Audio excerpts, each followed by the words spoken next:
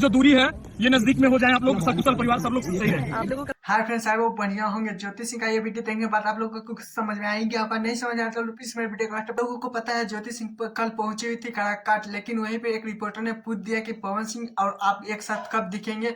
तो ज्योति सिंह पूछी, बोली कि आप लोगों को प्यार रहेगा तो सपोर्ट रहेगा तो जल्द ही हो जाएंगे। लेकिन आप लोगों को पता है पवन सिंह एक धमकी सीधा सीधा मिला है। आप लोग भी सोच रहे होंगे कि पवन सिंह को धमकी, हाँ जी, आप लोगों को पता है पविता मिश्रा एक ज्योति सिंह का केस हैंडल कर रही थी, जिसमें पवन सिंह ज्योति सिंह को पवन सिंह के सामने से बबीता मिश्रा ने धमकी दी, ज्योति सिंह को अपना लीजिए वरना बहुत ज्यादा दिक्कत होता है।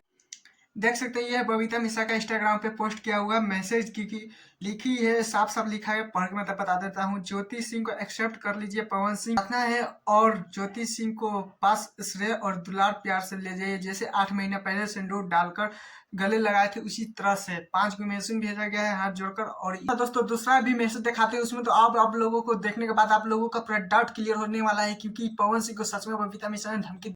इसमें साफ साफ लिखा है दोस्तों कि 12/2/24 को लखनऊ में हुई गई पवन सिंह और ज्योति सिंह का मीटिंग में पूछे हैं ज्योति सिंह के बेगुनाही का राज।